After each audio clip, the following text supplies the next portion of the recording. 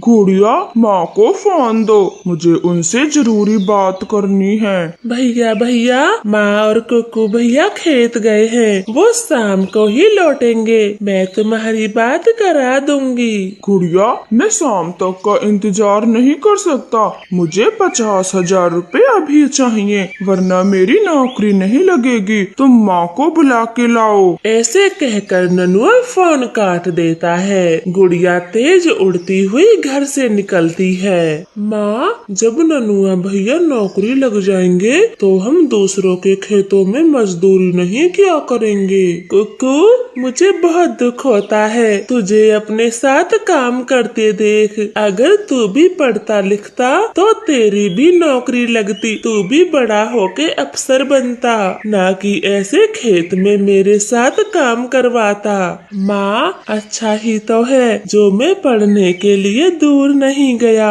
वरना आप अकेली हम दोनों का खर्चा कैसे उठाती। अब तो मैं भी थोड़े पैसे कमा लेता हूँ। वो दोनों माँ बेटे इस तरह से बातें कर रहे थे, तभी गुड़िया भागी भागी उनके पास आती है। मम्मा, मम्मा, ननुआ भैया का फोन आया था। वो कह रहे थे उनको नौकरी मिल गई है, इसलिए 50,000 रुपए चाहिए, वो भी बिल्कुल अभी। ये बात सुनकर कुकू खुशी से झूम जाता है, लेकिन मम्मा चिड़िया चिंता में पड़ जाती है। माँ, क्या हुआ? आप तो इस पल का बेसब्री से इंतजार करती थीं, अब कुछ बोल क्यों नहीं रही? कुकू बेटे, आज के आज 50,000 रुपए कहाँ से लाएंगे? घर में तो सिर्फ 5,000 हैं। माँ, कालू जमींदार से मांग लेते हैं, देखो वो यहीं बैठे हैं। कालू जमींदार अपने खेत में चारपाई पर बैठा हुआ था, तब रानो चिड़िया उसके पास आती है। कालू सेठ जी, मेरा बड़ा बेटा नौकरी लगने वाला है, उसने 50,000 रुपए मांगे हैं, अगर तुम हमें पैसे दे दो तो बड़ी कृपा होगी। देखो चिड़िया, वैसे तो मैं किसी मजदूर को 1 रुपया नहीं देता, लेकिन तेरा बेटा नौकरी लगने वाला है तो दे देता हूँ, मगर 10% का ब्याज लगेगा। नहीं कालू सेठ जी, 10 का ब्याज तो बहुत ज्यादा है, मैं नहीं दे पाऊंगी, आप थोड़ा कम करें। नहीं नहीं, इससे कम नहीं होगा, लेना है तो लो, वरना जाओ। मम्मा, हम कौन से ये रुपए ज्यादा समय तक रखने वाले हैं, भैया की नौकरी तो लग रही है, आप पैसे जल्दी ही लौटा देना, और इनके अलावा हमें इतने सारे पैसे कोई नहीं देगा। ज्यादा सोचो मत चिड़िया, कुकू एकदम ठीक बोल रहा है। फिर रानो चिड़िया कालू जमींदार से 50,000 रुपए ले लेती है और अपने बड़े बेटे के अकाउंट में भेज देती है। वो तीनों बहुत खुश थे।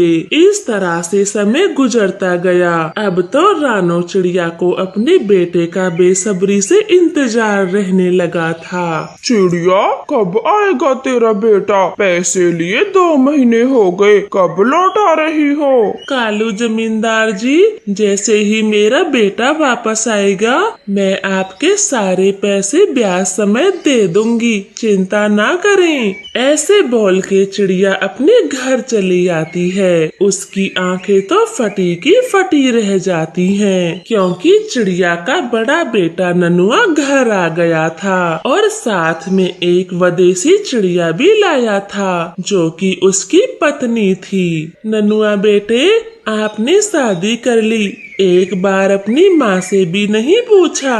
माँ, मैं जूली से बहुत प्यार करने लगा था, इसीलिए हम दोनों ने शादी कर ली। और देखें, जूली कितनी सुंदर है, इसके जैसी चिड़िया पूरे जंगल में कहीं नहीं मिलेगी। हाँ माँ, प्लीज गुस्सा ना करें, देखें जूली भाभी बहुत सुंदर है, हमारे जंगल में तो इनका मुकाबला कोई नहीं कर सकता, ये कितनी गोरी हैं। फिर गुस्सा थूककर मम्मा चिड़िया अपनी बहू को गले लगा लेती है। वो परिवार बहुत खुश रहने लगा था। सब जूली का बहुत ख्याल रखते। एक रोज चिड़िया अपने बड़े बेटे से बोलती है, बेटा, कालू जमींदार के 50,000 रुपए उधार है और ब्याज भी काफी बन चुका है। तुम कितने पैसे जोड़ कर लाए हो? ये बात सुनकर ननुआ चौंक जाता है। उसकी पत्नी भी गुस्से में आ जाती है। माँ, मेरे पास पैसे वैसे नहीं हैं। शहर में खर्चा बहुत होता है, मैं पैसे नहीं दे पाऊंगा। बेटे, तुम पैसे नहीं दोगे तो कौन देगा? हम कालू जमींदार को क्या कहेंगे? हमने तुम्हारे लिए उनसे 50,000 रुपए लिए और हम कब से तुम्हारे इंतजार में बैठे थे। तुम पैसे लेकर कब आएंगे और कब हम उसका कर्ज चुकाएंगे? वो डेली आता था। माँ, मुझे नहीं पता, कुछ भी करो पर मेरे भरोसे तो मत रहो। और मैं कल ही वापस शहर जा रहा हूँ। इस गांव में मेरी पत्नी का मन नहीं लगता। बेटा, तुम ये क्या बोल रहे हो? गुड़िया कुक्कू की शादी भी तो करनी है। अब ये घर तेरे ऊपर है। अगर तू ही चला जाएगा तो तेरे भाई बहन का क्या होगा? वो तुझसे छोटे हैं। इतनी जिम्मेदारियाँ? मेरे भी तो कल को बच्चे होंगे। नहीं, मैं उनके लिए क्या जोड़ पाऊंगा। जूली जी, आप सामान बांध लो, हम आज ही शहर जा रहे हैं। पति जी, आप अपनी माँ से जगह का आधा हिस्सा ले लो। आप भी तो इस घर के बेटे हो। अब हम यहाँ कभी नहीं आएंगे। तुम्हें जो करना है अभी कर चलो।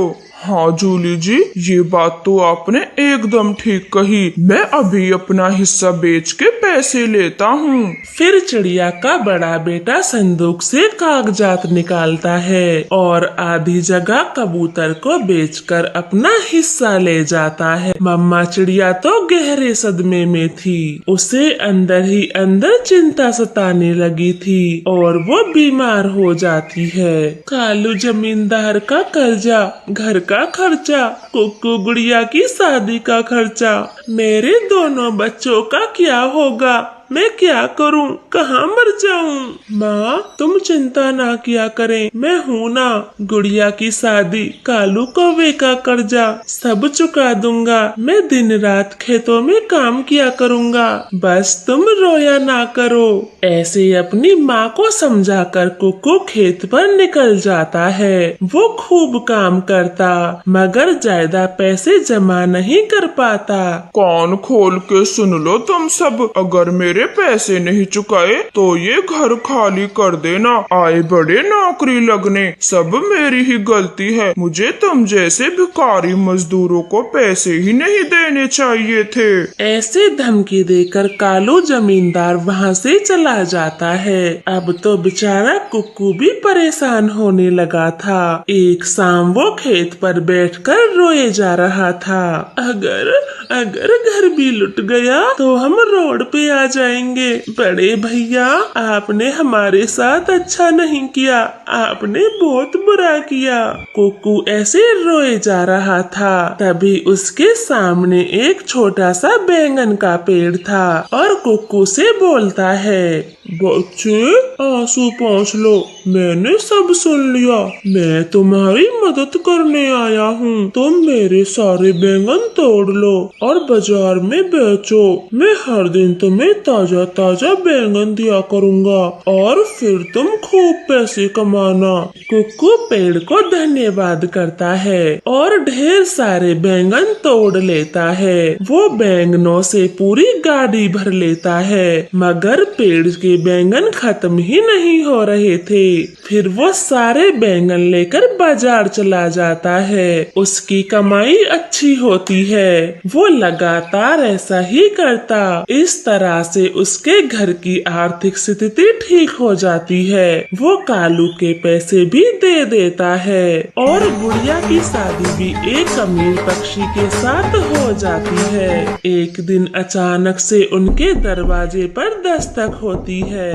माँ, जल्दी आओ, देखें, ननुआ भाई और जूली भाभी आए हैं। अब क्यों आए हो? ये देखने के लिए हम भूखे तो नहीं मर रहे। चले जाओ, मुझे तुम्हारी शक्ल नहीं देखनी। कुकू, कहो इनसे ये भाग जाएं। माँ, मुझे माफ कर दो, कृपया घर में आने दो। मेरी नौकरी चली गई, मैं अपनी पत्नी को लेकर कहाँ जाता। नहीं, अब तुम कहीं भी जाओ, लेकिन यहाँ क्यों आए हो? तुम्हें शर्म नहीं आती? अपना हिस्सा तुम ले गए, अब ये घर कुक्कू का है, मैं किसी को नहीं रहने दूंगी। इतना बोलकर रानो चिड़िया घर का दरवाजा बंद कर लेती है और वो दोनों बाहर ही रह जाते हैं। चिड़िया का बड़ा बेटा अपने किए पर बहुत पछता रहा था, क्योंकि वो शहर जाने से पहले अपना आधा घर बेच चुका था। तो प्यारे दोस्तों, इस कहानी से हमें सीख मिलती है, अपने माता पिता भाई बहन से प्यार करें, सुख दुख में उनके साथ ही